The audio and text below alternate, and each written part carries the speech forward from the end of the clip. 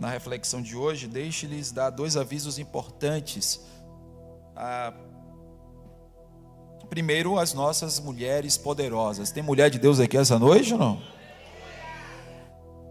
Vocês estão meio que devagar, né? Vocês vão ver que eu vou fazer outra chamada aqui, vocês vão ver que está mais forte. Cadê os homens de Deus aqui essa noite?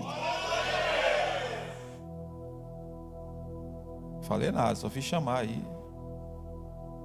Domingo tem culto com a participação ativa dessas mulheres poderosas. Então temos culto do departamento feminino da nossa igreja. As mulheres estão com a programação e você não pode faltar. E para além disso, você precisa convidar uma mulher que também está carente, está necessitando de uma palavra de Deus. Tem uma programação muito especial para vocês mulheres, em culto de louvor e adoração ao nosso Deus, e você não pode faltar. Então, certamente a liderança já deve colocar esse cartaz aí, se é que já não colocou nos grupos, já divulga, legal, para domingo nós fazermos uma grande festa para o nosso Deus e termos vidas aqui para ouvir a voz do Senhor, tá bom? Então, mulheres, está com vocês aí a responsabilidade de nós apresentarmos um culto poderoso. Toda a igreja está convidada, obviamente, nós estaremos aqui enquanto igreja, mas com a participação dessas mulheres poderosas vai ser incrível o culto do domingo. Só das mulheres posso ouvir um amém bem forte? Eu sei que vocês estão aí, eu sei. Agora os varões. Varões no dia 23 de maio. Rapaz, vai ter um negócio muito forte aqui. 23 de maio nós teremos a nossa primeira imersão masculinidade cristã. As mulheres que acham que o seu marido está meio coisa, tu tem que fazer esse homem vir para cá nesse dia. Existe um antes e um depois desse evento que vai acontecer aqui na igreja, no dia 23 de maio. Vai ser o dia todo. Vão chegar aqui pela manhã, vai ter café, vai ter programação para eles. Amanhã, tarde, vai ser poderoso no dia 23 de maio. Para tanto, é necessário fazer inscrição. Então, a liderança está mandando aí o link, está mandando a programação individualmente para todos os homens. Então você não pode ficar de fora. Pastor, posso trazer algum amigo, alguém que precisa? Pode sim também, você pode trazer. Todos os homens estão convocados para estarmos juntos aqui na primeira imersão Masculinidade Cristã. Quero parabenizar o Departamento de Homens por essa iniciativa. Um evento muito top, vai ter palestrante de fora, café da manhã, vai ter almoço, negócio assim de Deus, e os homens não podem ficar de fora desse evento, né? Então, 23 de maio está aí, masculinidade cristã, será incrível. Após Otiniel morrer, depois de 40 anos de paz em Israel, o povo fez o que sabia fazer muito bem: pecou contra Deus. Fez o que era mal aos olhos do Senhor. Projeta aqui o capítulo 3, verso 12 do livro de Juízes. Por gentileza, meninas. Eglon é o rei de Moabe, dos Moabitas, e ele está liderando a opressão, esta que dura agora 18 anos. Olha o texto na tela. Então o Senhor fortaleceu Eglon, rei dos Moabitas, contra Israel, porquanto fizeram o que era mal aos olhos do Senhor. Eles agora estão cativos 18 anos.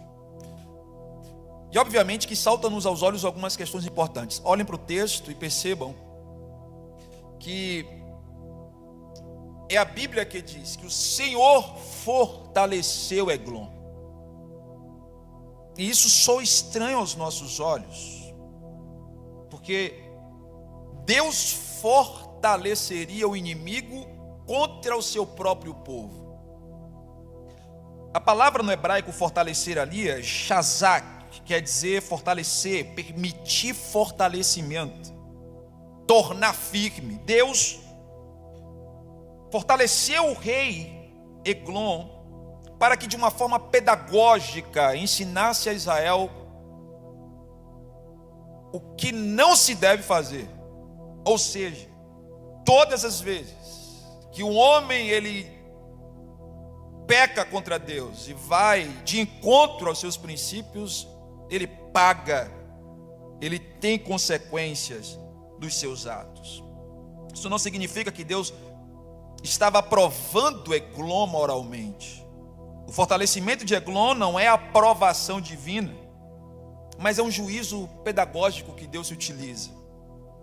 Aqui já nos dá uma mensagem importante. Nem tudo que vem contra nós é diabo. Nem tudo que vem contra nós é Satanás, é demônio. Deus tem suas formas de nos despertar. Deus tem seus jeitos, mecanismos para tratar com a gente. Isso fala da necessidade que temos de ter discernimento. Nem tudo que vem contra nós, nem todo vento contrário vem do mal. Você deve conhecer alguém que é assim, alguém que é difícil de ouvir conselho, e para além disso, quando ouve não obedece. Pessoas de dura serviço, pessoas orgulhosas, presunçosas, que colocam seu coração acima de tudo e de todos. O amor de Deus é tão grande que Deus de vez em quando nos faz tomar uma topada. Vez ou outra Deus permite que uns percalços aconteçam para que a gente desperte. Deus estava fazendo isso com Israel. Os irmãos vão perceber no livro das crônicas de Israel a história sendo repetida, e muitas vezes Deus vai fazer isso. Uma das histórias emblemáticas é quando, no período onde Deus está estabelecendo o seu concerto com o povo, ele vai levantar Ciro e vai dizer que Ciro era servo dele. Ciro era um rei ímpio, mas que Deus usou para trazer algo benéfico para o povo. O que é que eu aprendo? É que até o inimigo, quando Deus quer, favorece o povo de Deus. Ninguém, absolutamente ninguém, pode duvidar das formas como Deus quer trabalhar. Certa feita, em uma discussão, eu ouvi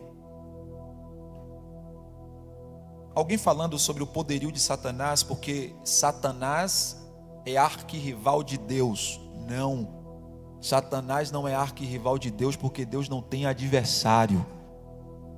Satanás, ele pode ser o meu arquirrival. Por quê, pastor? Porque pela origem teológica que nós acreditamos, o diabo, ele um dia foi anjo, e anjo é criatura. Por ser criatura, ele não pode ser maior do que o Criador. Logo, Deus não tem ninguém que possa se valer com força com ele. Não dá para imaginar em um ringue Deus e diabo. Não dá para imaginar Deus confrontando Satanás. Não tem como. Satanás, ele obedece os princípios que Deus quer estabelecer. Deus, ele está no controle e está acima de tudo e de todos. Então lá vai. Eu não sei como você chegou aqui, eu não sei como é que a sua mente está posicionada diante da existência. Uma coisa eu sei, que se sua vida for colocada nas mãos de Deus, e os seus princípios você obedecer, tudo que Deus planejou para a sua vida vai acontecer. Isso não tem nada a ver com a nossa bondade, justiça. Não, não é sobre isso. É sobre aquilo que Deus prescreve na sua palavra. É sobre a consequência da obediência. De igual forma, como o povo de Israel pecou contra Deus e teve as consequências de passar 18 anos distante de vida e de proximidade do favor de Deus, o povo também, uma vez que se posiciona, Deus, ele também tem algo reservado para este povo. Olha o que acontece na história. O povo clama. O texto vai dizer que o povo clamou ao Senhor. O povo acordou. Verso de número 15 vai dizer: então os filhos de Israel clamaram ao Senhor. Pastor, o que é clamar? De uma forma bem simples, a palavra clamor quer dizer oração de forma intensa, orar de forma fervorosa, orar de forma perseverante. Para alguns, como os pentecostais, orar de forma alta, com grito, com gemido. Orar incessantemente. Este povo, depois de 18 anos, clamou ao Senhor. E isso faz com que a gente pare para entender aqui um detalhe importante. O que, pastor? O clamor rompe ciclos de desespero. Clamor rompe ciclo de dor. Clamor rompe ciclos de tristeza. Clamor rompe ciclos de maledicência. Clamor rompe ciclos de deficiência. O povo ele clama, e quando o povo clama, os céus se abrem. E aqui eu quero refletir com vocês um negócio interessante, porque o clamor fez com que Deus se movesse. Eu gosto do texto de Isaías, capítulo 55, verso 6, quando ele diz: buscai ao Senhor enquanto se pode achar, invocá-lo enquanto ele está perto. Jeremias capítulo 33, verso 3 diz algo interessante. Essa ideia de uma busca, essa ideia de um clamor, essa ideia de você buscar até encontrar, é poderosa, escondida ou revelada, melhor dizendo, nas Escrituras. Porque a ideia de um Deus que trabalha, a ideia de um Deus que se move, a ideia de um Deus que responde oração, a ideia de um Deus que não fica com as suas mãos encolhidas, a ideia de um Deus que não está alheio às nossas necessidades, a ideia de um Deus que sabe de tudo, conhece tudo. E por que eu preciso clamar? Se Ele sabe daquilo que eu preciso, se Ele sabe da minha necessidade, se Ele sabe de tudo, por que eu preciso clamar? Clama a mim, diz o Senhor, e responder-te-ei, anunciar-te-ei coisas grandes e firmes que não sabes. Preste atenção, eu clamo ao Senhor, Deus me responde, e além de me responder, me anuncia coisas pequenas? Não. Coisas grandes, fracas? Não. Coisas firmes, coisas que eu sei? Não. Coisas que eu não sei, porque às vezes a gente estipula a forma que Deus quer trabalhar, e Deus está falando para alguém aqui: se você clamar, eu vou mostrar aquilo que você não sabe, vou fazer aquilo que você não pode, e vou surpreender você e a sua descendência. Clamor, clama a mim, clama a mim. Não porque Deus não pudesse libertar o povo de Israel antes, no período de 18 anos. E por que Deus não libertou antes, pastor, já que Ele sabia que o povo estava passando? Porque o povo se esqueceu de Deus. Deus poderia libertar o povo antes? Poderia. Mas todas as vezes que eu não reconheço a minha condição, eu padeço. Todas as vezes que eu não utilizo as ferramentas que Deus já me deu, eu padeço. Todas as vezes que eu não obedeço aquilo que eu sei, eu padeço. Porque a maior dificuldade da gente não é saber. A maior dificuldade que a gente tem é de fazer. A gente sabe de um monte de coisa, o que fazer e o que não fazer. A grande questão é: eu tenho coragem de fazer? A vontade de fazer Deus não vai te dar, me desculpe, Ele não vai te dar. Ele já te deu o fôlego de vida. Vou falar de novo, Ele já te deu o fôlego de vida. Inclusive Ele te deu o fôlego de vida para você dar um sorriso bem bonito para essa pessoa que está do seu lado. Olha para ela, dá o melhor sorriso do dia. Não é que você não deu esse sorriso não. Você vai dar o melhor sorriso para ela e vai dizer: Deus não vai te dar o querer. Não vai te dar. Não vai te dar. Não vai te dar. Após 18 anos de opressão, o povo clama e Deus levanta um libertador. Quem é o libertador? Eude. A oração não existe para informar Deus do que está acontecendo aqui. porque Ele sabe de tudo. Por que nós oramos? Nós não oramos a Deus, Filipinho, para mostrar para Deus o que está acontecendo. Nós oramos para Deus, para chamar Deus para se envolver com aquilo que está acontecendo. A oração é uma forma de demonstrar para mim, para todos que estão à minha volta, que eu não posso fazer sozinho. Oração é uma forma de você dizer: Deus, eu até sei fazer alguma coisa, mas eu admito, não dá para ir sozinho.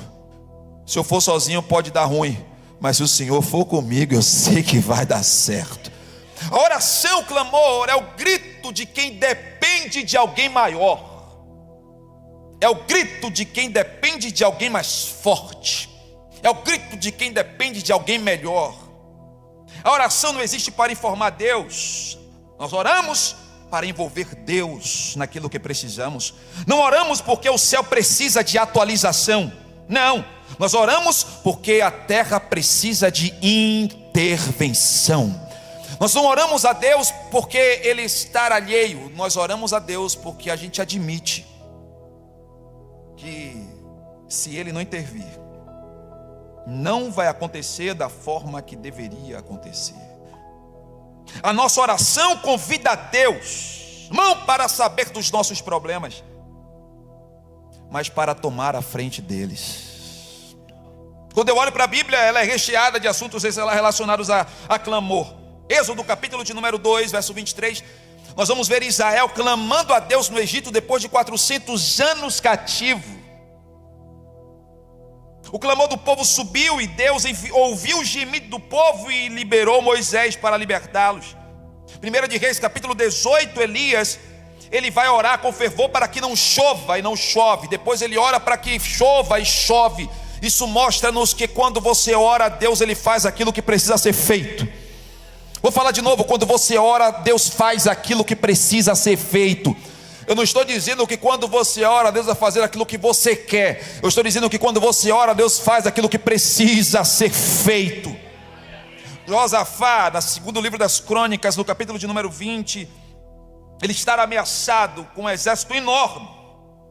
Josafá clamou ao Senhor e disse: Senhor, os nossos olhos estão postos em Ti. Nós sabemos que essa multidão é muito grande, não dá para vencer, não dá para vencer. Estava Moabe, estava os da montanha de Seir, estava Amon, não dá. O Senhor olhou para Josafá e falou: Josafá, gostei da sua oração. Essa peleja você não vai ter que pelejar. Irmão, essa passagem é tão linda que ela me ensina, Ciro, sabe o que? Que tem peleja que eu entro e vou pelejar, mas tem peleja que Deus fala: você não vai nem precisar sujar a mão, eu vou descer no ar. Levanta a mão que isso aqui, porque eu vou liberar. Desceu quente do céu. Tem coisas que você vai se esforçar, tem coisa que você vai se esmerar, tem coisa que você vai suar suor, lágrimas, sangue. Tem coisa, Filipinho, tem coisa, meninos, que a gente vai ter que lutar. Mas Deus está dizendo: tem luta que você não vai precisar ir. Pastor, como é que eu faço isso? Se você pouco ora, muito luta. Mas se você muito ora, você pouco vai lutar, porque Deus vai mandar os seus anjos ao nosso favor. E tem gente que entrou nessa noite precisando de uma intervenção divina, e o Espírito de Deus me compunge para te dizer: ore um pouco mais, jejue um pouco mais, consagre um pouco mais, porque eu, o Senhor, vou gritar nos seus ouvidos: ei moço, ei moça, nessa peleja você não vai ter que pelejar, porque essa peleja não é sua, essa peleja é minha, assim diz o Senhor.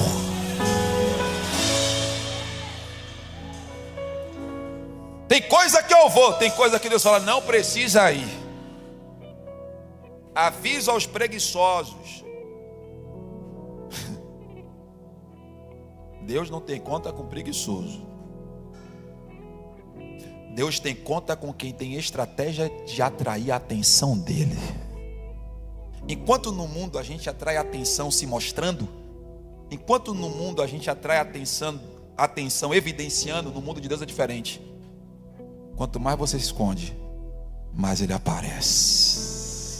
Quanto mais você se esconde, mais Ele aparece.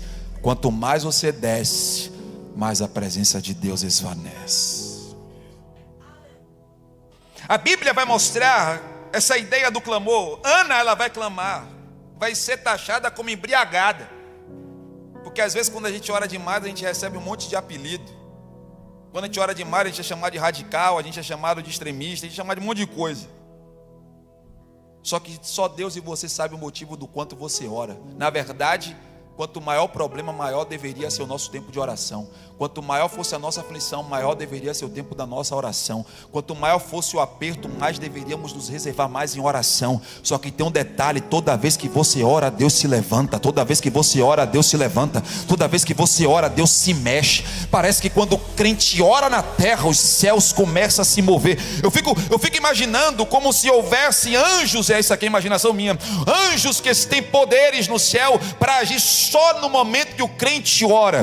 Tem hora que tem anjo que se movimenta, porque, para quem não sabe, a palavra anjo significa ângelos, que quer dizer mensageiros, aqueles que assistem diante de Deus em favor do seu povo. Anjo está no céu, meu irmão, para fazer aquilo que Deus quer em favor do seu povo. É por isso que a Bíblia diz que aqueles que confiam no Senhor, aqueles que estão diante de Deus, aquele que entrega o seu caminho a Deus, aquele que vive uma vida com Deus, o anjo do Senhor, ele fica ao nosso redor, nos guardando, nos livrando. Eu fico imaginando um culto como esse. Os nossos olhos estão abertos para a terra, mas se Deus abrisse os nossos olhos espirituais, você ia ver aqui anjos voando, subindo e descendo, trabalhando, guerreando. É por isso que Deus não abre visão e não dá visão aberta a qualquer um, porque enquanto nós estamos aqui, uma batalha espiritual está travada. Pastor, isso é coisa da sua cabeça? Não, isso é Bíblia.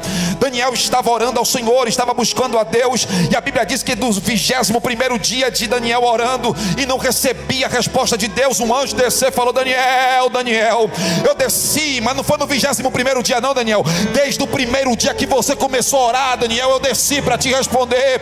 Mas só que o príncipe da Pérsia, Daniel, me travou nas regiões celestes para não deixar eu vir. E a Bíblia diz que Deus mandou um anjo poderoso para destruir aquele demônio. Ele desceu. Quando você ora, meu irmão, os céus estremecem em guerra, mas o leão da tribo de Judá, aquele que é poderoso, ele ainda tem domínio no céu, na terra, debaixo da terra.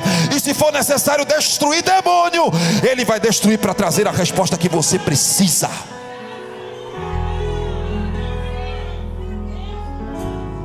Oração, clamor. Tinha uma viúva, Luan,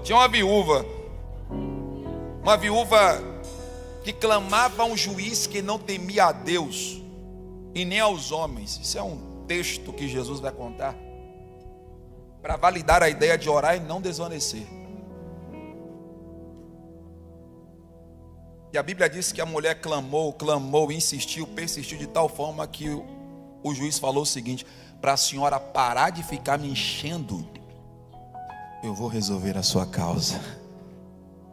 Só que Deus, ele não está dizendo isso para você hoje. Deus está falando para algumas pessoas aqui que começaram a desviar daquele caminho do quarto que você ia para orar e que você não vai mais. Deus está lembrando algumas pessoas aqui que estão utilizando estratégias erradas, e Deus está dizendo: ei, o modelo ainda permanece o mesmo. Vai dobrar o seu joelho e vai orar. Tem muita gente aqui que está falando demais e orando de menos, gritando demais e orando de menos, teclando demais e gritando de menos, rede social demais e orando de menos. Deus está dizendo: eu quero te encontrar no lugar onde só eu e você vamos estar juntos. Tira a distração, desliga a Netflix, desliga a televisão, queixa esse negócio de WhatsApp, Instagram. Não estou falando mal contra qualquer isso não, mas priorize falar com Deus. Como é que você diz que ama a Deus, que Ele é a coisa mais importante da sua vida, você não gasta nem 10 minutos com Ele por dia? Quando dobra o joelho já dói. Ah, pastor, mas meu joelho dói. Então vai deitado mesmo, meu filho. Ah, pastor, mas se eu deitar eu durmo. Então vai de pé mesmo, meu filho. Ah, pastor, mas se eu ficar de pé eu canso. Então morre e nasce de novo, porque não tem jeito. Mas o Espírito de Deus vai alertar a sua vida hoje para te dizer: para de falar os seus problemas para quem não resolve nada. Começa a falar os seus problemas para Deus, que consegue resolver tudo o que você precisa.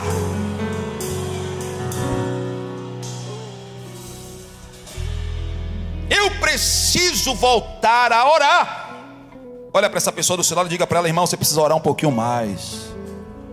Tenha coragem e fale, irmão. Diga: ore um pouco mais. Quantos aqui vão sair nessa noite comprometidos que precisam orar mais?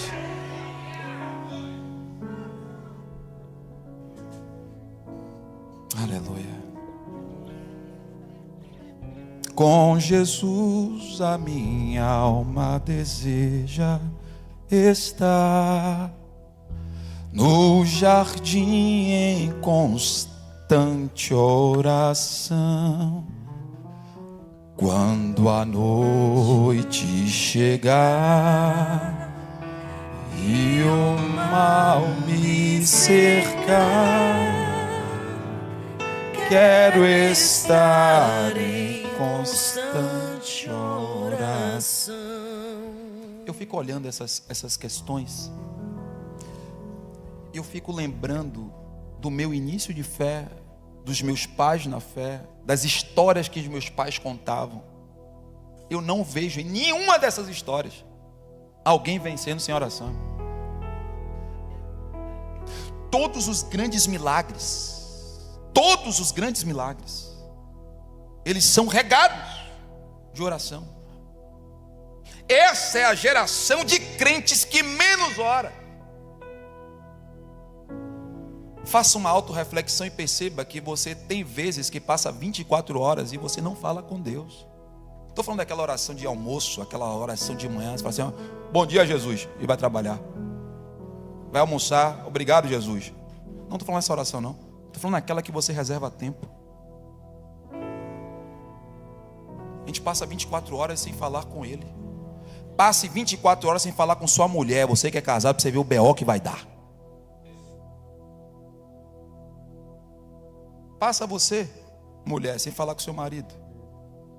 E como é que você acha que Deus se sente se você passar 24 horas sem falar nem um oi para Ele?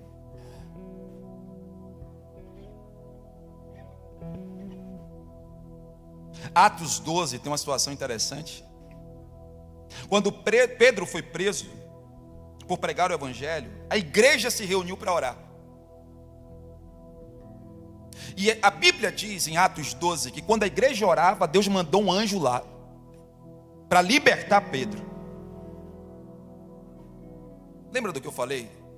Que Deus, Ele responde aquilo que eu não sei. A igreja orou pela libertação de Pedro. E quando Pedro foi liberto, e que foi lá, o povo não acreditou que era Pedro. Você não entendeu, não? Eu vou dizer. Tem coisas que Deus vai fazer na sua vida por meio da oração que você não vai nem acreditar. Tem coisas que Deus vai começar a se mover na sua vida que você vai ficar: meu Deus, não é possível que foi tão rápido. Não é possível que Deus fez isso tão cedo. Eu comecei a orar agora e Deus já fez. É porque Deus tem isso com os seus. Deus gosta de surpreender a nossa história. Ele gosta de surpreender a nossa vida. Tudo porque você resolveu.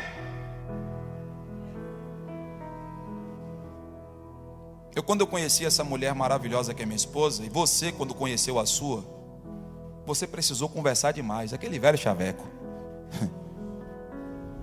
Não existe intimidade sem proximidade, sem comunicação, sem conhecer. Gente, como é que eu vou ter intimidade com Deus se eu não falo com Ele? Como é que eu vou conhecer a Deus se eu não falo com Ele?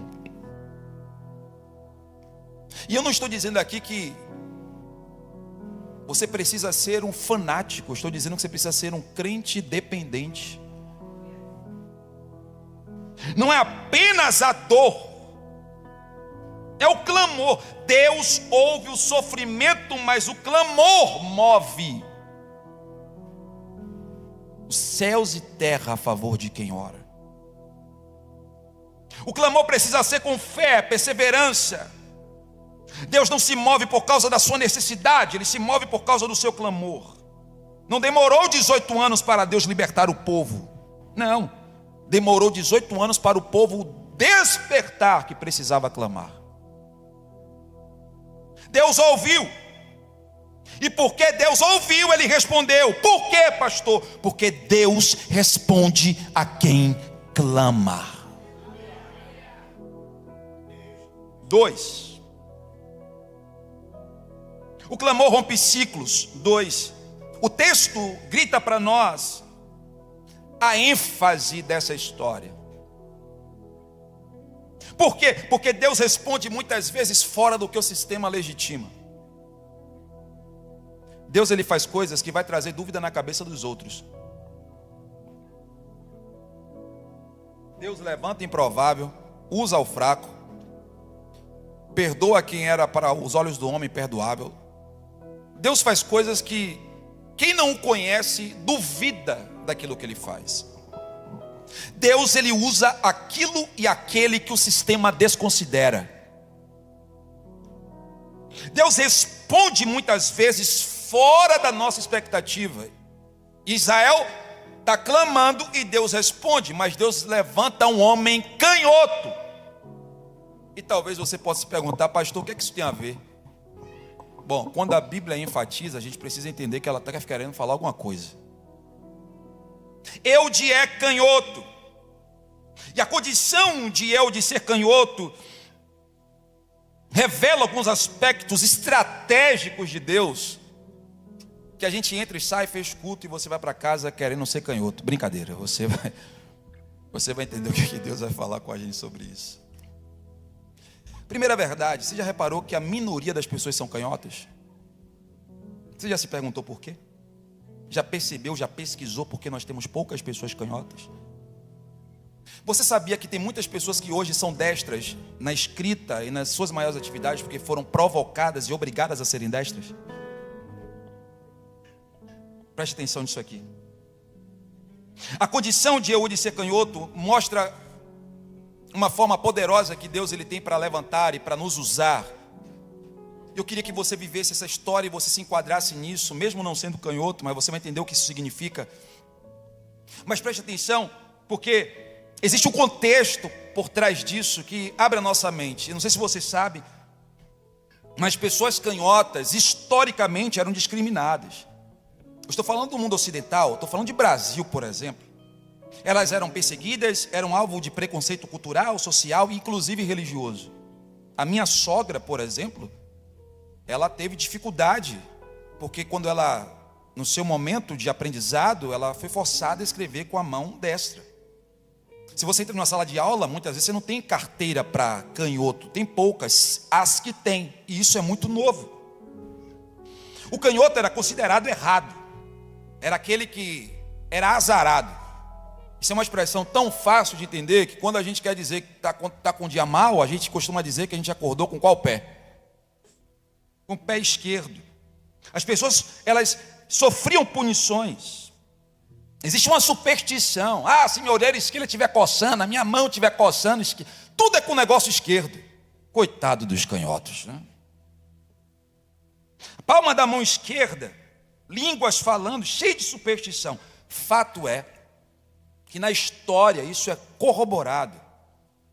E por qual motivo, muitos não sabem de fato a origem, mas isso são questões centenárias. O canhoto, ele tinha um preconceito social, cultural e religioso.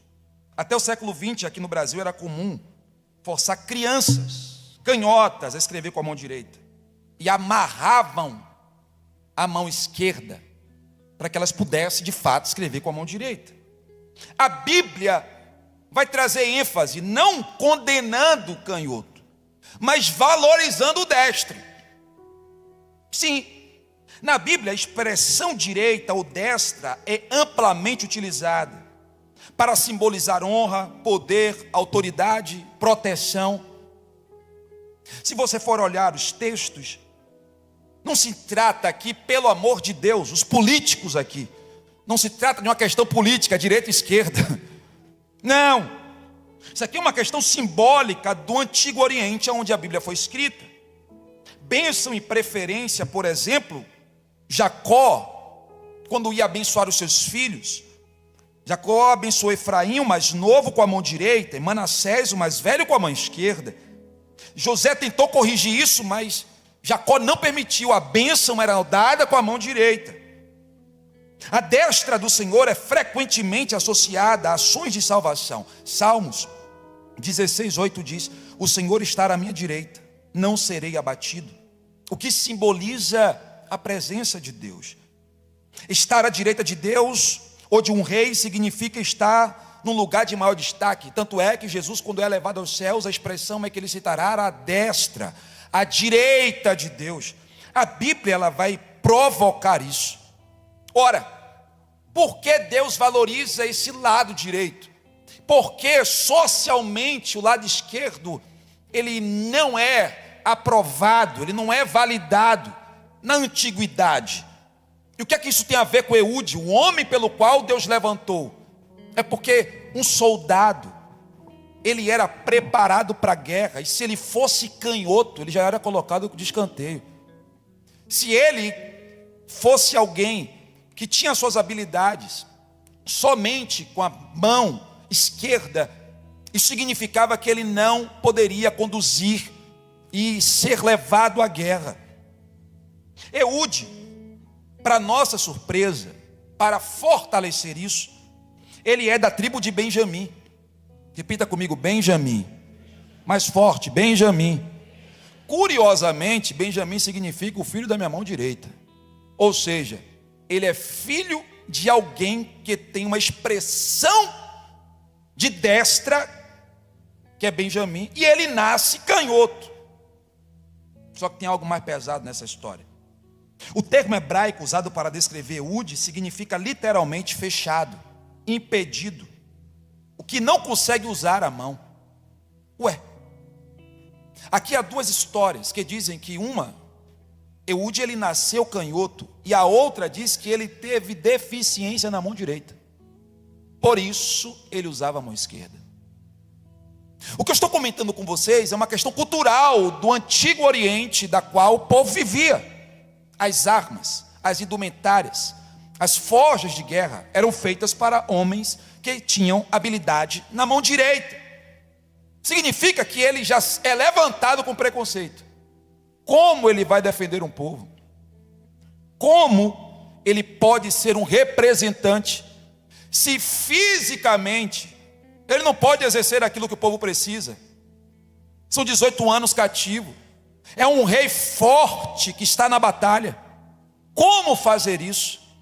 Como se Deus ficasse refém da nossa capacidade física para fazer alguma coisa. Como se Deus dependesse das minhas habilidades, das minhas aptidões, da minha história, da minha autossuficiência ou deficiência para fazer alguma coisa. Lembre-se, foi Deus que te fez, e Ele te fez do jeitinho que você é, da forminha que você é, com os seus defeitos, com as suas qualidades, com as suas potencialidades e com as suas debilidades. Deus sabe exatamente como Ele te fez, da forma como Ele fez, e como Ele criou Eude, canhoto. Só que a história vai nos mostrar que as nossas limitações, como a limitação de Eude, não vai impedir aquilo que Deus decidiu fazer através de você. Eu quero te dizer uma coisa importante, e que você nunca esqueça, porque isso passa na nossa cabeça.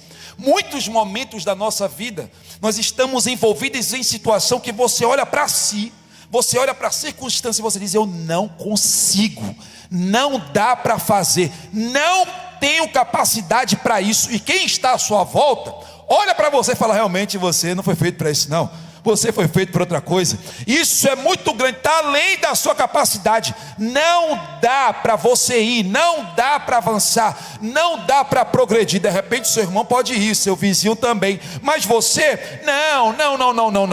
Perceba, tenha humildade para reconhecer que você tem deficiência nessa área. Perceba que você tem limitações. Não dá, é melhor aceitar do que se frustrar. Mas o Espírito de Deus nos trouxe aqui para te dizer uma verdade importantíssima, para alinhar o seu coração com o dele, não com o meu, mas com o dele. Se foi Deus, faça um cálculo matemático. Se foi Deus que te fez, se foi Deus que te criou, se foi Deus que tem preparado o seu caminho até aqui, e se é Deus que conhece a sua história, não tem inimigo nenhum que vinha para a sua vida que você não possa suportá-lo. Por quê?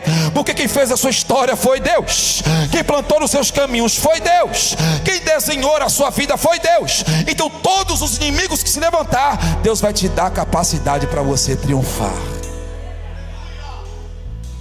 É canhoto, não deveria estar lá, não poderia, só que Deus utilizou-se da deficiência de Eude para matar o rei. Como assim, pastor? Deus ele pega da sua fraqueza, Deus pega da sua deficiência, aquilo que você acha que não vai dar nada, aquilo que você acha que não vai romper, aquilo que você acha que não vai acontecer, porque Deus está falando com alguém aqui que já falou isso. Eu não vou, Eu não consigo, isso não é para mim, já chega, não dá. Jesus te pegou pela sua mão e te trouxe hoje aqui para te dizer: eu falei com você que ia te levar, e se eu falei, eu vou cumprir. E não é porque você tem deficiências, não é por causa da sua fidelidade, não é por causa da sua bondade, é por amor a mim mesmo, porque aquilo que eu falo, eu cumpro na íntegra.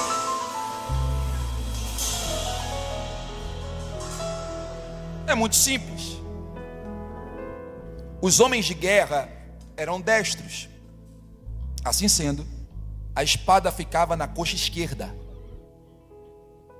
Então o homem, quando ia para a batalha, ele levantava a mão direita na coxa esquerda para desembainhar a espada. Então toda situação de perigo, quando alguém ia fazer uma averiguação de um soldado, ele olhava para que perna? Para a esquerda.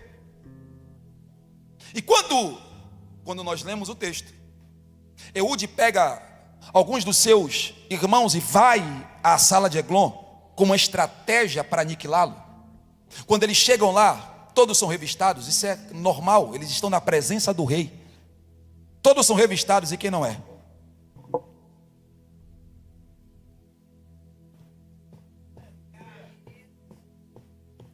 Enquanto as pessoas estão zombando de você por causa da sua dificuldade, Deus está dizendo: é através dela que eu vou fazer coisas grandes e vou frustrar os planos do inimigo.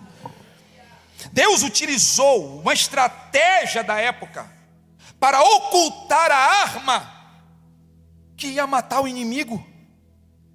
Aquilo que para muitos era deficiência, um canhoto, foi um canhoto mesmo que Deus usou. Aquilo que era para estar afastado, não, foi um canhoto que Deus aproximou. Aquele que todos rejeitariam e não contariam, foi esse que Deus contou. Porque aos olhos dos homens você talvez não deveria estar aqui. Aos olhos dos homens talvez você não deveria ter ascendido. Aos olhos dos homens talvez você não deveria ter conseguido. Mas o que fazer se Deus escolheu você? O que fazer se a nossa vida não está nas mãos de A, de B, de C? Talvez você foi rejeitado pela sua família, você foi rejeitado pelos seus pais, de repente os seus parentes, de repente você é alguém que não teve a credibilidade diante das pessoas que deveriam. De repente você chegou aqui esta noite, você é um guerreiro, você é uma guerreira, você não está vivendo, você está sobrevivendo diante dos embates, diante das guerras dessa vida, e de repente alguém está dizendo: rapaz, você é forte, viu? Rapaz, você é guerreiro, e o Espírito de Deus te trouxe aqui para te falar: não é a sua força que te trouxe até aqui, não é o seu poder, não, sou eu que te guardei desde o ventre da sua mãe, sou eu que não permiti que o inimigo roubasse a sua alma, e esta noite é uma noite para que você jamais fique preso nas suas deficiências, para que jamais você olhe para as suas debilidades, para que jamais você olhe para a sua fraqueza, porque escrito está: dos meus filhos, da fraqueza eu tiro força, da fraqueza eu tiro força.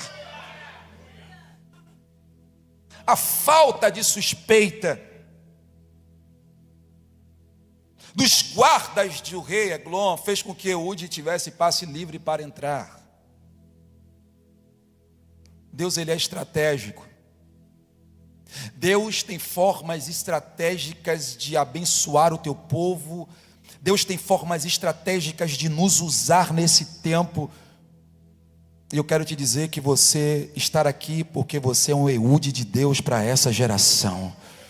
Eu disse que você é um Eude de Deus para esta geração. Você vai sair daqui com a consciência e a necessidade de clamar. Sim, você vai clamar, mas o seu clamor não vai fazer você melhor do que ninguém. O seu clamor não vai mudar absolutamente nada fisicamente que você tem de repente, mas você vai receber a graça de Deus para fazer o que muita gente não vai poder fazer. Eu estou dizendo que você vai entrar em lugares que talvez ninguém entraria. Você vai fazer coisas que talvez algumas pessoas não fariam. De repente você vai alcançar lugares que muitas pessoas não alcançam. Por quê? Porque você está reconhecendo que existe alguém maior do que você nessa jornada. Termino. Deus usa alguém fora do padrão. Deus não tem estereótipos para usar. Deus não tem uma forma estabelecida para tratar. Nós temos. As empresas têm critérios. Algumas escolas têm padrões. Deus, quando olha para nós, o critério da escolha de Deus não é o nosso critério. O critério que Deus se utiliza não é o nosso. O que é que a gente sofre nesse tempo? Nós sofremos um tempo onde nós somos depreciadores de nós mesmos. Nós somos aqueles de uma geração da comparação. Nós queremos comparar o nosso casamento, nós queremos comparar o nosso ministério, nós queremos comparar a nossa casa, nós queremos comparar o nosso carro. Se compra um carro agora, daqui a pouco já quer comprar outro porque esse já não serve mais. Se compra uma casa, quer comprar outro porque essa não serve mais. Se compra um celular, já lança outro. Nós sempre estamos no nível de comparação. Por quê, pastor? Porque nós precisamos ser aceitos. Todo ser humano tem uma necessidade latente de ser amado. Ei, deixa eu te falar uma coisa. Há uma grande diferença entre a necessidade de ser amado e a necessidade de ser aceito. Ser amado não é a mesma coisa de ser aceito. Ser aceito é ter a validação de todos que estão à sua volta. Ser aceito é ser aprovado no ambiente que você estiver, custe o que custar. É fazer muitas vezes coisas que vão quebrar os seus princípios simplesmente por causa de um aplauso, simplesmente por causa de um sorriso, simplesmente por causa de um acesso.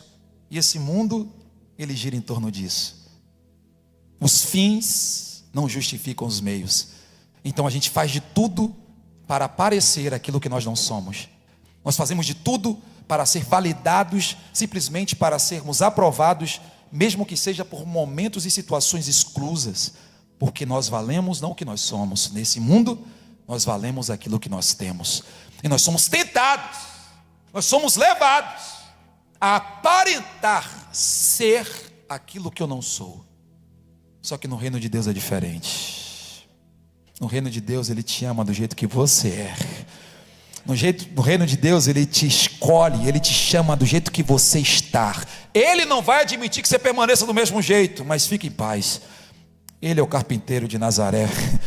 Ele sabe lidar muito bem com os nossos defeitos. Ele sabe lidar muito bem. Pastor, mas eu estou distante de Deus, eu não me sinto digno, eu preciso fazer alguma coisa para ser aceito. É verdade, você precisa fazer sim. O que, pastor? Acreditar que existe um futuro muito melhor para você do que esse que você está vivendo agora. Deixa eu te contar uma história muito linda. Finalizando esse texto, Eude ele sai. Porque pense comigo, matar um rei que está oprimindo durante 18 anos, quando os descobrissem, ia dar problema. Só que quando Deus dá vitória a este homem, Ele nos conta uma verdade absoluta. Deus não somente vai te dar estratégia para você vencer, mas Ele vai te dar o escape para você sobreviver. Você não recebeu isso, não, vou falar de novo. Essa luta, essa prova, essa situação tão violenta que você vive, Deus vai te dar estratégia para você vencer. Mas além disso, o que é que vai acontecer? Toda vitória, irmão, ela parece que é como se fosse uma pedra em casa de moribundo. O inferno se levanta todas as vezes que a gente tem uma grande vitória. Na verdade são duas situações. Quando a gente vai receber uma grande vitória, ele se levanta porque quer impedir que a gente vença. E quando a gente vence, ele se levanta também. Por quê? Porque ele sabe que a gente fica vulnerável. Quando a gente vence, a gente não tem tempo para vigiar. Quando a gente vence, a gente quer celebrar. Toda vez que normalmente a gente celebra, a gente vacila, baixa a guarda. Só que no caso do texto, Deus ensinou a nação de Israel que clamar ainda é o caminho preliminar para a vitória. Deus mostrou para Israel que mesmo com a sua deficiência, mesmo com a sua dificuldade, eu quero avisar aos canhotos aqui que vocês são abençoados, isso aqui é uma simbologia bíblica, mas todos nós temos uma debilidade, todos nós aqui temos uma dificuldade. Todos nós aqui temos algo que precisamos melhorar. Todos nós aqui em uma autoavaliação tem algo que está corroendo, que você quer vencer, que você quer travar. É um pecado que você não consegue vencer e você luta contra ele todo dia. É uma dificuldade, uma situação na família. Todos nós temos as nossas guerras, mas Deus está dizendo: eu sou maior do que a sua guerra, eu sou maior do que a sua deficiência. Se eu fosse você hoje, eu sairia daqui de cabeça erguida, porque não é sobre você, é sobre a história que Deus vai contar sobre você. Ele está te levantando hoje como um guerreiro, como uma guerreira. Ei, aqui não tem espaço para perdedor, aqui tem espaço para vencedor, e você vai viver isso. Tá bom, pastor, vou vencer. E depois você precisa escapar, porque o inimigo vai querer te perseguir. Pastor, que tribulação é essa? Toda vez que eu penso que eu estou escapando, vem uma coisa pior. Quando eu penso que vai melhorar, piora. Quem já viveu isso aqui já? Quem já viveu essa verdade? Antes de melhorar, muitas coisas pioram. Pastor, estou tirando a cabeça, estou tirando a cabeça do oceano, estou respirando. Quando eu penso que não, vem algo maior. Que vida cristã é essa que me apresentaram? Te contaram a vida cristã errada. Porque a vida cristã é essa: vem uma prova, vem uma luta, vem vitória, depois vem uma luta, vem uma prova, vem vitória, vem uma luta, vem uma prova, vem vitória. E qual é a graça disso? É porque você vai crescendo de luta em luta, de prova em prova, vitória em vitória. A vereda do justo é como a luz da aurora, vai brilhando mais e mais até ser dia perfeito. É porque você não percebeu que cada luta que você luta, você sai mais forte. Cada prova que você passa, você sai mais inteligente. Você passa mais sábio, você sai mais firme. Se não fossem as lutas e as provas, nós seríamos meninos mimados. Mas Deus sabe o que você pode suportar. O que você está vivendo, isso é profecia para alguém. O que você está vivendo não é para te matar, é para te fortalecer e te deixar mais firme. E se você crê, hoje é o dia da virada, e que você vai sair daqui mais pleno e poderoso, não só para vencer, mas para escapar da mão do inimigo. Fique de pé glorificando a Jesus.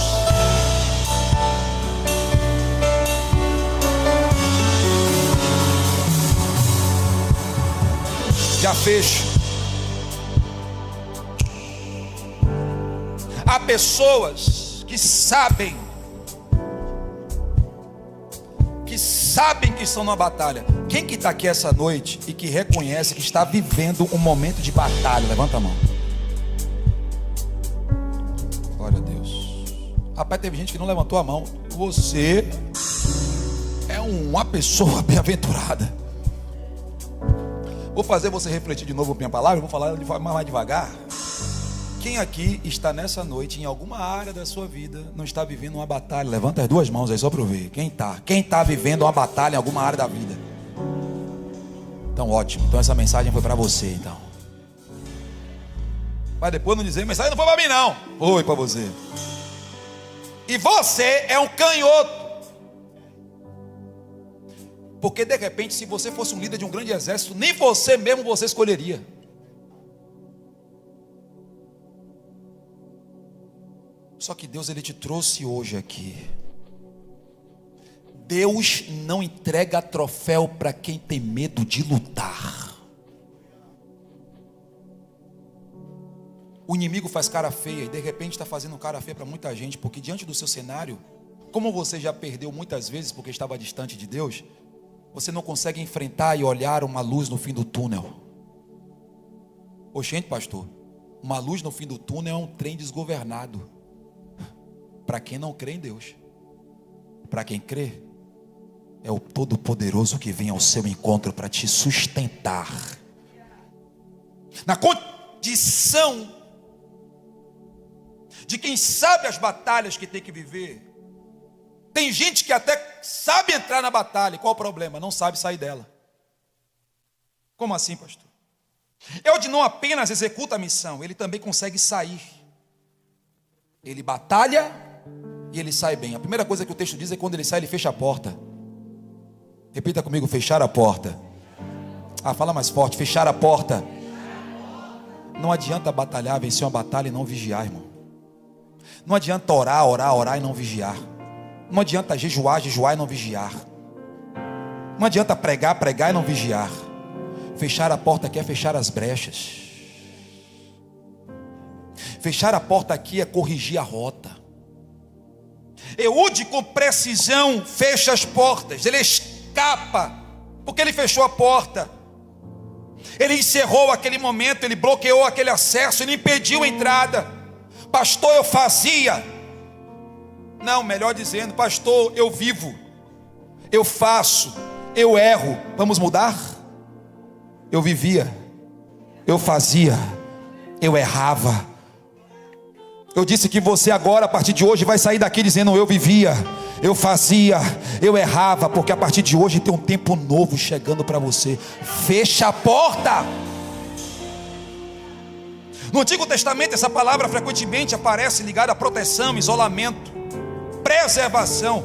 Eude entendeu: nem toda batalha termina quando o inimigo cai. Algumas continuam porque as brechas ficam abertas. Você lembra do que foi que Davi fez quando ele derrubou o gigante? Davi está com a funda, ele dá na testa do gigante, o gigante cai. Se fosse muito crente aqui, ia olhar para o gigante caído, ia sair cantando, cantarolando. Davi não, Davi, deixa eu ver se ele está vivo mesmo. Foi lá e arrancou a cabeça dele. Existem problemas que estão voltando porque você não está eliminando como deveria eliminar.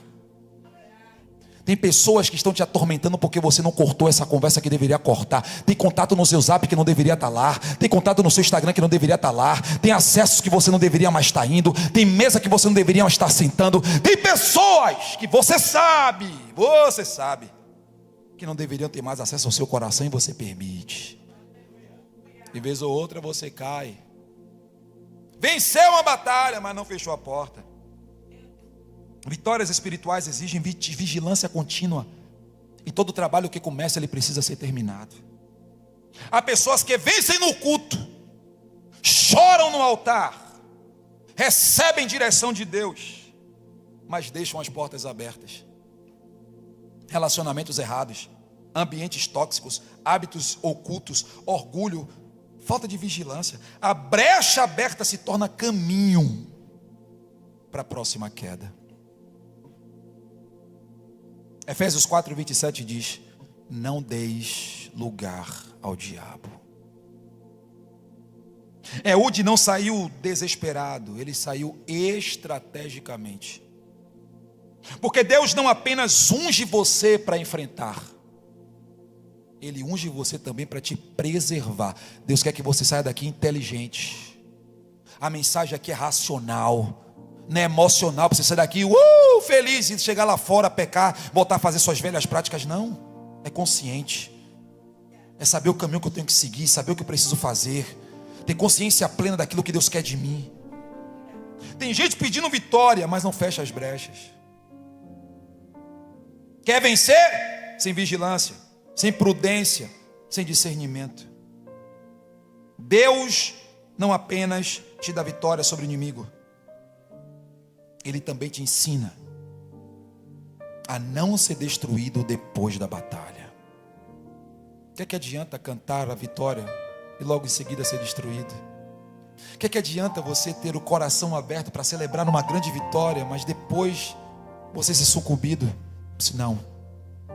A unção de Deus é para te fazer levantar, é para te fazer caminhar, é para te fazer vencer, mas vai fazer você também preservar. Deus vai proteger você na entrada, mas vai proteger você também na saída. Deus vai fazer dar forças para que você consiga vencer o inimigo, mas também vai fazer para que você tenha entendimento e vigilância para não ceder às suas antigas práticas, a seus antigos caminhos, a seus antigos lugares. Esse culto vai ser um divisor de águas na vida de muita gente. Você crê nisso, meu irmão? Diga glória a Deus. Mas a vitória não se resume ao culto. A vitória vai ser também amanhã na quinta. A vitória vai te alcançar depois de amanhã na sexta. Não é somente no culto graça. Deus vai te acompanhar aonde você estiver a caminhar. Feche seus olhos. Feche seus olhos. Feche seus olhos. Feche seus olhos. O escape, o descanso, a cura, a recompensa vem. nem demora. O escape, o descanso, a cura, a recompensa vem.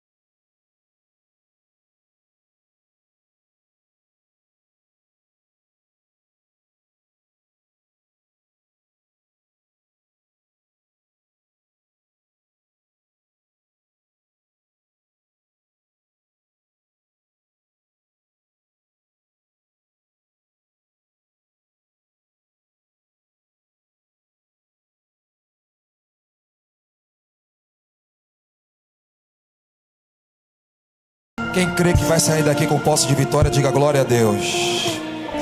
O mesmo Deus que vai te usar para romper esse ciclo que você está vivendo é o mesmo que vai te ajudar a chegar no próximo nível. Não, você não entendeu. Deus vai te ajudar a romper esse ciclo, mas Ele vai te também levar para o próximo nível. Eu preciso entender e acreditar que nesta batalha eu tenho de Deus a capacidade para triunfar. Mesmo diante das minhas debilidades, eu vou clamar. Eu vou clamar. Eu não vou ficar preso nas minhas deficiências. Deus vai usar ela de forma estratégica. O inimigo não vai te achar, irmão. Ei, o inimigo não vai te achar.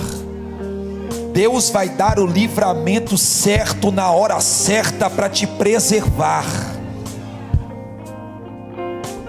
De repente você está aqui essa noite, você veio a este lugar e você está vivendo um momento onde as suas debilidades gritam, aonde a sua dificuldade tenta sucumbir os seus valores e as suas virtudes. Essa palavra hoje é para te dar alimento para que você não desista. Essa palavra é para que você entenda que Deus, o Senhor, Ele chama as coisas que não são para confundir as que são.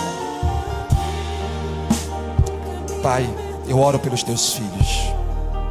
Eu oro por esta igreja.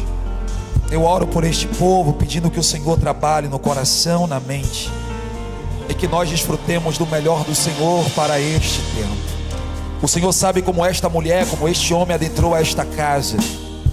O Senhor sabe o quanto eles precisam de uma intervenção divina, mas eles percebem o quanto eles são debilitados, fragilizados. Da mesma forma que o Senhor usou Eude para libertar uma nação, a minha oração é que o Senhor levante este homem, levante esta mulher com força neste tempo para honrar o teu santo nome. É o que eu oro a ti e te agradeço no nome de Jesus. Você que crer nisso, erga suas mãos aos céus, aplauda Jesus com uma alegria. Mistura com glória a Deus e com aleluia.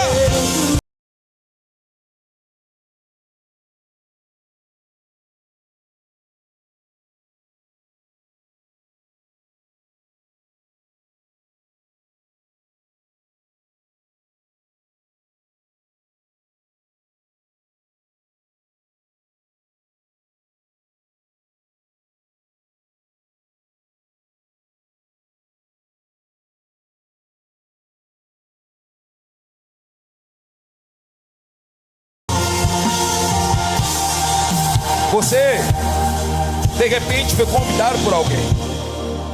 Você está aqui hoje, você ouviu essa palavra e falou: está na hora de eu voltar, já estou sofrendo demais. Está na hora de eu ter uma aliança real com esse Deus. O Deus de Eude é o Deus do toque da graça. Eu disse que o Deus de Eude é o Deus do toque da graça. É o Deus da igreja. É o Deus daqueles que querem viver uma vida com Ele. E você está aqui hoje, de repente, afastado, distante de Deus e das suas promessas. Eu quero convidar você que quer tomar uma decisão para viver ao lado de Deus e viver uma vida com Deus, e quer viver uma vida com aliança com o Senhor. Você está distante, está afastado, ou de repente nunca teve uma relação próxima com o Senhor. Este é o tempo que Deus te convida para você romper os limites, para você romper as dificuldades e ter uma vida real com o Senhor. Existe alguém que quer colocar a sua vida no altar e quer ter uma aliança com Deus, ou reatar essa aliança com Deus? Levante a sua mão ao céu, eu quero orar por você. Tem alguém aqui? Você quer entregar a sua vida ao Senhor e quer ter uma vida com Deus, e quer entregar a sua vida ao Senhor e quer viver uma vida com Deus verdadeira, não com religiosidade. Ei, não simplesmente como visitante de um culto, não. É você ouvir a voz do Senhor e ter intimidade com Ele, romper ciclos de maldição, de pecado, de sujeira, e viver uma vida com Deus genuína. Existe alguém que quer viver isso e quer dar um passo para se entregar ao Senhor? Tem alguém aqui essa noite? Erga suas mãos aos céus, eu quero orar por você. Não permita que os grilhões e que os medos te prendam. Nós vamos orar por você. Existe alguém que quer voltar aos caminhos do Senhor? Existe alguém que quer entregar a sua vida a Jesus aqui essa noite? Não? Não há ninguém? Se não há ninguém, deixa eu perguntar: quem é que quer viver essa vida rompendo os limites com o Senhor até que Ele volte? Dá um brado de glória ao Senhor da sua vida essa noite. Glória a Deus, glória a Deus, glória a Deus. Queremos agradecer ao Senhor por esse tempo. Queremos agradecer ao Senhor por essa jornada. Queremos agradecer a Deus por você que esteve aqui conosco na noite desse dia, cultuando ao Senhor conosco. Que essa palavra te traga vida, que essa palavra faça com que você esteja mais próxima de Deus. Deixa eu perguntar, o nosso irmão Fábio e a nossa irmã Trícia está aqui? Estão aqui? Eu tenho uma notícia muito bela para dar. Vem cá, Fábio, traz a Trícia aqui, a sua namorada. Traz aqui, acenda as luzes aí, por favor. Vem cá com a sua namorada. O Fábio é um amigo, é um querido que reatou sua aliança com Deus aqui nessa casa. E tomou a decisão, no próximo batismo ele vai se batizar. Vai se batizar. Calma. Isso é muito bom, né? Mas é dona Trícia que passou pelo vale da sombra da morte um dia desse aí. Nós oramos por ela. O Senhor entrou com providência, abençoou. E hoje ela está fazendo aniversário. Está fazendo aniversário. E ela está fazendo aniversário e poderia estar em qualquer outro lugar. Ela escolheu estar na casa de Deus, na presença do Senhor. Para além disso, ela falou: eu tenho uma notícia para te dar. Eu tenho um presente muito bom aqui, que é o presente dela. Ela falou: você não vai se batizar sozinho não, eu vou me batizar com você também. Eu vou me batizar. E vai se batizar junto com o marido. Cadê o pessoal dos novos convertidos? Cadê Renato? Cadê o pessoal dos novos? Chama ele aqui, porque tem uma notícia boa. E nós vamos orar por esse casal, nós vamos orar por ela. A carreira poderia ter sido, né, antecipada e já deveria estar na glória, mas Deus deu mais um tempinho, né? Você tem quanto tempo juntos? 30 anos juntos e não são casados. Não são. Pelo tempo que eles estão, já são casados. Mas não teve aquela cerimônia e tal. E Fábio falou: eu vou casar e vou fazer uma cerimônia de casamento com essa mulher. Rapaz, quando Jesus entra na vida do homem, o negócio muda, né, rapaz? E nessa história, a mulher é beneficiada com essa história toda. A senhora está fazendo, não vou nem perguntar os anos que a senhora está fazendo, porque a senhora parece que está fazendo uns 30. Né? 30 só tem de namoro aqui, Renato, mas um casal para você cuidar, porque vão descer as águas e nós vamos batizá-los. E queremos dizer que nós estamos muito felizes por vocês. Eu sei que vocês já passaram do 40, mas vocês estão conservados. E o óleo do Senhor vai conservar mais ainda. É a senhora que faz aniversário, saiba que é uma alegria muito grande para nós e nós nos sentimos honrados pela senhora estar aqui na presença de Deus no dia do seu aniversário. Saiba que Deus, Ele anota tudo isso. Isso vale muito para o seu Deus. E nós vamos orar por vocês. Estenda suas mãos para cá, por favor. Eu queria que você orasse por esse casal, orasse pela Trícia, que você apresentasse a vida deles de forma especial. Pai, muito obrigado. Nós te honramos. Nós te bendizemos por esse casal, que é um presente de Deus para essa casa. E nós queremos pedir que o Senhor os sustente debaixo das tuas poderosas mãos. Senhor, o Senhor conhece o coração do Fábio, da Trícia, o Senhor conhece aquilo que eles anseiam, aquilo que eles precisam. O Senhor é poderoso para sustentá-los na sua poderosa mão, em especial a Trícia, Pai. que passou por momentos difíceis, mas ela venceu, estar aqui com gratidão ao Senhor. Pai, que ela passe essa nova temporada, essa nova primavera, fortalecida, enriquecida, cheia da tua presença, que a coragem, que a graça, que o vigor, que a força, saúde esteja na vida dela, que a bênção do Senhor que enriquece, não acrescenta dores, esteja sobre ela, e que o Senhor a sustente com as suas poderosas mãos, aquilo que ela tanto anseia e precisa. Pai, se cumpre o que está escrito, deleita-te no Senhor, e o Senhor cumprirá o desejo do coração. Pai, enquanto igreja, nós a abençoamos, em nome do Pai, do Filho e do Espírito Santo, e todos digam amém. Aplauda ao Senhor com alegria pela vida deles. Deus abençoe vocês. Deus abençoe, querida Trícia. Para a gente encerrar o culto, para quem não sabe que está visitando, nós sempre oramos por chaves aqui. Nós sempre estamos orando por bênçãos que Deus tem trazido, e quarta em quarta-feira nós estamos orando, e hoje tem mais uma chave aqui para nós orarmos. E toda vez que a gente ora por uma chave que Deus abriu uma porta, abençoou, é a oportunidade também de você apresentar a Deus a sua, né? Então, esse momento também é um momento de você dizer: Deus, eu muito em breve quero apresentar a minha no altar, muito em breve, Senhor, eu quero também estar ali consagrando. Quem que também tem esse desejo aqui? Levante a sua mãozinha aos céus.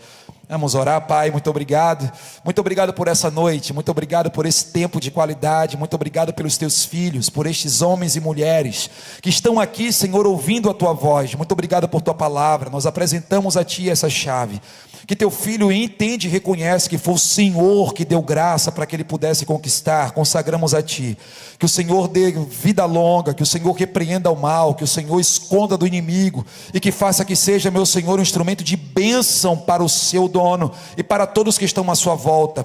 Pai, eu consagro a ti, e também abençoa os teus filhos que estão com as mãos erguidas, crendo que muito em breve estarão também apresentando aqui, Senhor, a grande bênção. O Senhor é poderoso para fazer abundantemente mais além daquilo que pedimos ou pensamos. Abençoa este homem, este projeto, abençoa este sonho, abençoa, meu Senhor, esse plano, para que o nome do Senhor seja glorificado, e muito em breve eles estejam também, Senhor, celebrando essa grande vitória. Leva-nos em paz para os nossos lares, nos dar uma noite de sono reparador, o resto de semana debaixo das tuas poderosas mãos. É o que nós oramos, agradecidos por tudo, no nome de Jesus, amém. Que o grande amor de Deus, o nosso Pai, a graça de nosso Senhor e Salvador Jesus Cristo, e as santas consolações do Espírito Santo estejam sobre todos nós, não somente agora, mas para todos sempre. Certamente que a bondade e a misericórdia me seguirão todos os dias da minha vida, e habitarei na casa do Senhor por longos dias. Amém. Deus abençoe, amados. Aplaudam ao Senhor. Vão em paz. Queremos agradecer a você que acompanhou essa live até